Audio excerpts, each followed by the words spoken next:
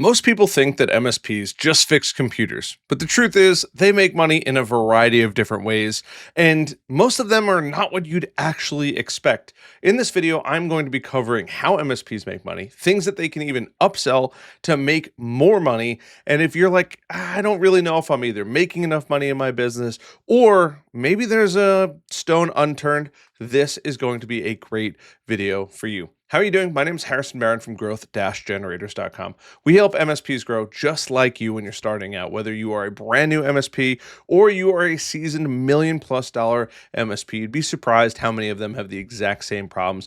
We help teach you how to sell your services to make more money and generate more leads into your business. If you'd like to learn more, head over to growth-generators.com. We can check out our programs, MSP Heroes, which is great for all MSPs, or if you've never started a business before, the Launchpad is fantastic. And we have a ton of resources. There is truly so much in here. There's tons of free guides. There are tons of free tools that you can use, download, and implement to grow your MSP. And if you want to come hang out with us, I do answer. You can head over to growth-generators.com/Discord, or it's under resources, and join the more than 1,400 people and growing Discord that is completely free to join. And hey, you might even say hi to me. So let's talk about the core of this, of how MSPs actually make money. Before we get into that though, what actually is an MSP? An MSP is a managed service provider. They are providing a service typically on a recurring basis. So all the time, realistically, but it could be every week, every day. It doesn't particularly matter. It's just that they're constantly providing a service. MSPs aren't what you would typically see, or with the old school style of a break fix shop. They focus on that more proactive, recurring service where a break fix is, hey, obviously if it's broken, bring it in, and they will obviously go and then fix it. That's going to be the core difference of what an MSP is versus the traditional or standard break fix model. Now, if you're in the break fix model, this is a great video for you. And if you've already started your MSP or you're starting your MSP, this is going to be an even better video for you. So let's talk about the core revenue model, right? The thing that actually makes money. I wish I had my fake money here, but it is currently at my office, and I'm at my home office today. And sorry for the hiatus I took last week. I took a little personal time with my family. So let's talk about the core revenue model. The MSPs operate on a monthly recurring revenue model, MRR. It is my favorite. It is the chef's kiss to how MSPs actually grow.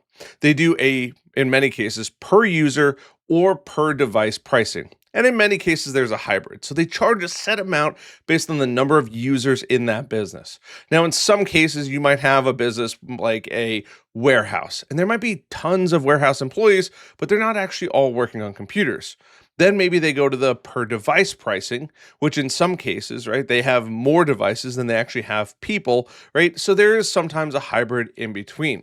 But the beautiful part about that monthly recurring revenue, or MRR, is it is predictable cash flow. And that predictable cash flow makes stability in growing a business. The hardest part that no one ever talks about when you grow a business is the ups and downs. I'm sure we've all seen the entrepreneurial roller coaster where you're killing it, and then you feel like the world's ending, and then you're killing it and the world's ending, and you're killing it and the world's ending, and hopefully it ends up on a trend to the upward right hand corner. Now, the nice part about the MSP business model is it adds that predictable cash flow, so it's not so dramatic in those ups and downs. And they typically offer service bundles like IT support, monitoring, patching, backups, antivirus, and the list truly goes on and on and on. And in many cases, those are all bundled into different groups that they end up selling to businesses. That's what an MSP actually does and how it operates efficiently as far as it making actual money. But there are some other additional revenue streams. And I do want to talk about, before we go any further in the additional revenue streams, this is all managed typically on 3 different platforms. You have your RMM tool, your remote monitoring and management tool, you have your PSA tool, your professional services automation tool.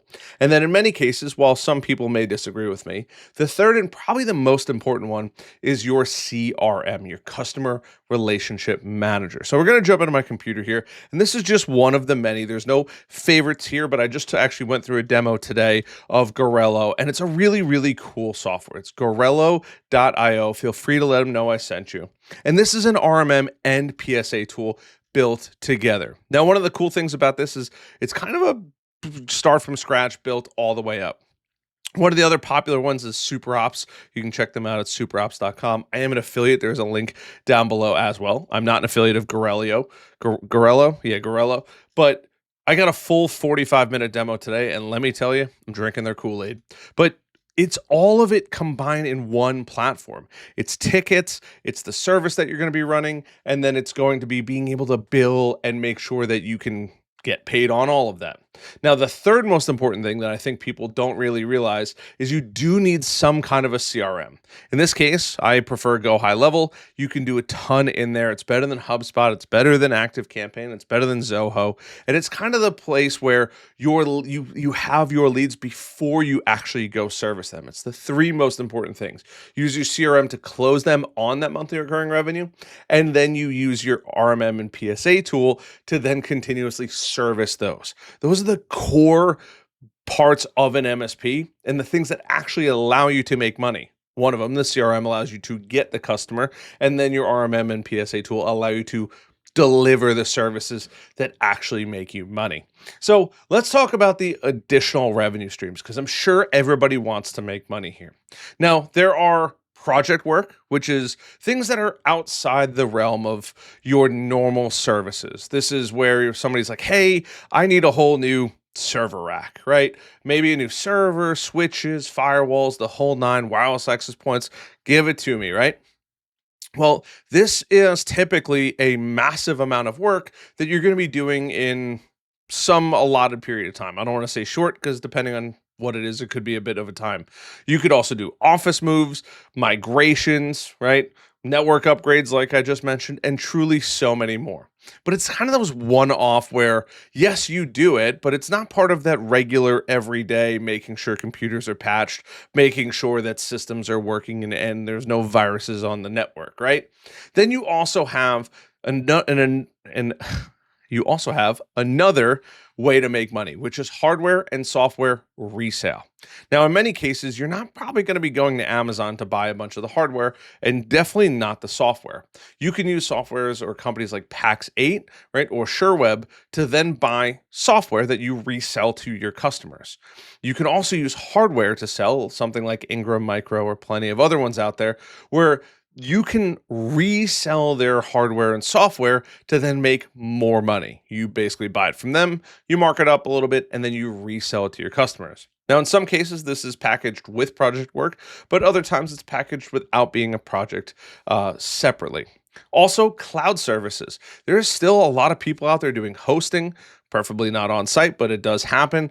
Backup solutions, virtual desktops. There are so many different cloud services out there that your MSP can offer and you can actually go charge for. Another huge one, cybersecurity services. Now, you're probably already putting in some level of antivirus, but what about MDR or SOC, right? Maybe even something as simple as phishing training. Managed detect and response, for those of you that don't know what MDR is, I assume that everyone does, right? And Security Operations Center for SOC. But those are important things. Phishing training is another one. When an employee gets a bad email that hits their computer and then they accidentally click a link, you can train employees to hopefully not press that or make it less likely that they actually press it. There are some other huge upsells that you can do. And one of my favorite ones is there isn't a single office on this planet that doesn't use some level of phones. And you can go check out OIT.co or OIT VoIP. They're a fantastic company based in Florida. The owner, Ray, is an absolute rock star. He's been huge in the MSP world. I may or may not even be affiliated with them, but honestly, even if I'm not, I don't care. They are still an amazing company. And you could also sell something that I absolutely love, which is a compliance, some type of compliance, whether it's HIPAA, right? Health insurance. Oh my God, health insurance Patient Privacy Act. Please don't come after me. It's been a long day, right? But you have HIPAA, you have PCI, you have FINRA, you have FERPA. There are all of these alphabet agencies, right? All the acronym letters that basically regulate a bunch of different businesses in all different varieties. HIPAA for healthcare, PCI for credit card swiping. You have FINRA for the financial sector, the SEC for the financial sector. There are a bunch of them across the board. I don't even know them all. You have CMMC for government contractors, and the list goes on. You can sell compliance services if you happen to know a lot about those areas. And companies are willing to pay big money to have an IT company help them with that.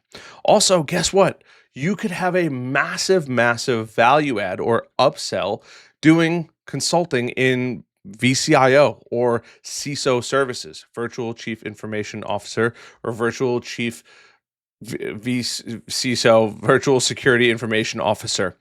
It's been a day, I promise.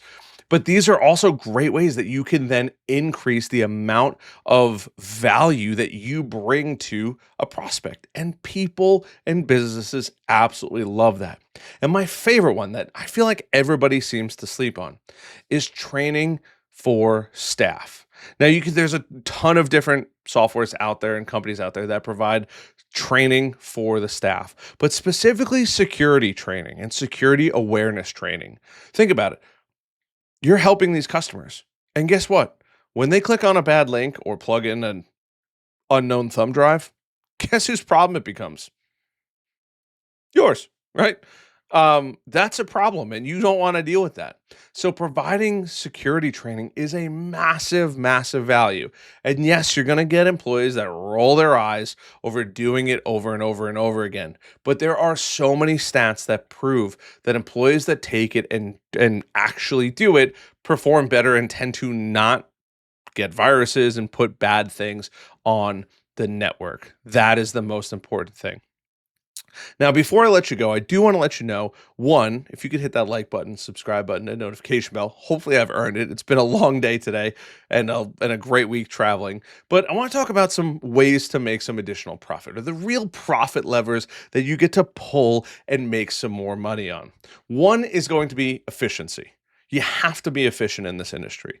The more efficient you are, the more money you get to make. Now, efficiency usually is followed by automations. And if you didn't guess that one, it is automations. You got to automate as much as you possibly can. The second part of that is you are going to get tickets.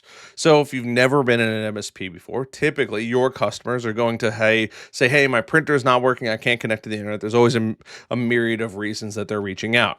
They are going to put in what's called a ticket. That ticket is your side of that PSA, your professional services automation tool, that goes on a board. And your job is to then resolve those tickets. Now, what the most important part about this, and when it comes to efficiency, is making sure those tickets go to the right people. Now, when you're a one-man shop or a two-man company, those tickets are fairly easy to route. But as time goes on, MSPs can hire dispatchers, they can set up automation to automatically route those tickets, or they just develop a great system to route tickets the most efficient way possible. And more efficiency means more money. And last but not least, proactive monitoring, catching problems before they become a problem, is massive. If you don't catch problems and you're not proactive, you're going to end up becoming reactive, and things just get worse and worse and worse. It is important to be proactive and let the customer know, hey, this is what's going on in the system. This is why we recommend doing certain things, so that way they can continuously work the way that they want to. They don't want to have downtime. The last thing that they want is 2, 3, 4, 5, 10, 20, 50 employees doing nothing. Trust me, the business owner is going to be livid, right? Also, scaling is another profit lever. More clients on the same tools and having the same team equals higher margins. This is where your RMM tool and your PSA tool shine. It is very important to have a tool that works best for you. Some of my favorites: SuperOps, Atera, Gorilla. That's it. Those are my 3 favorites right now. Doesn't mean those are the only ones, right? But if you're looking for a combined RMM PSA tool, those are some of the best. There are fantastic RMM tools such as Ninja and fantastic PSA tools, right? Or You have level.io and PSA tools like Halo PSA, right? And Zest PSA, right? Zest PSA. Yes. Those are fantastic as well. But if you want it all in one, there are some all in one options as well. You want to get as many clients on the same tools as possible. That way you're not having technology creep where you're constantly working on more and more and more stuff. Last but not least, the most important, maybe not the most important, but extremely important, vendor relationships. Start them early. I see far too many MSPs praying that they can just order things on Amazon. And while, yes, you technically can, guess who's going to be stuck with returning things? You. Guess who's going to be stuck with dealing with vendors who think that you're not an MSP? You. And also, you want to build those relationships. You want to build those partnerships because you're going to get rebates, you're going to get better deals, you're going to get special treatment from companies like Ingram Micro. That is the most important thing. If you can find those companies and nurture them, and there's plenty out there. That's just one of the biggest ones out there. It makes life so much easier. Selling only Dell services to become a Dell partner. So if anything goes wrong, you call Dell and they send a technician out is invaluable. And guess what that means? More profit, because then they get to come out and do the work. That is huge. Now, there are some common misconceptions that happen. You're not just fixing computers, and you want to try to get out of the habit, especially if you're just starting your MSP, of fixing computers. I cannot stress this enough. Customers are going to call you if you're out networking, you cold call, whatever it is. They are going to call you at some point, and they're going to ask you to fix it. It is your job to either turn that fixing into a monthly recurring revenue opportunity or to not touch it until they become a monthly recurring revenue opportunity. Everyone's at different stages. I'm not going to say that one is better than the other. And they are your customers. Everyone is not just a customer. They are business partners. And you are not just tech support. That is something vital to understand. They rely on you just as much as you rely on them. They are relying on you to do a fantastic job so that way they can continue to work. And you are relying on them to consistently grow their business so they can keep paying you every single month. I promise you it's not as hard as you think it is. If you're ready to take the next steps in your MSP or you'd like to learn more about growing an MSP, definitely subscribe to this channel, hit that like button, notification bell, and check out growth-generators.com. Once again, thank you for dealing with me while I was gone last week. I was actually planning to record. I was traveling with the family and all the weather was terrible and there was not a great opportunity to just record inside. So I apologize, but we're back on the grind. Love you guys as always, and I'll see you on the next one.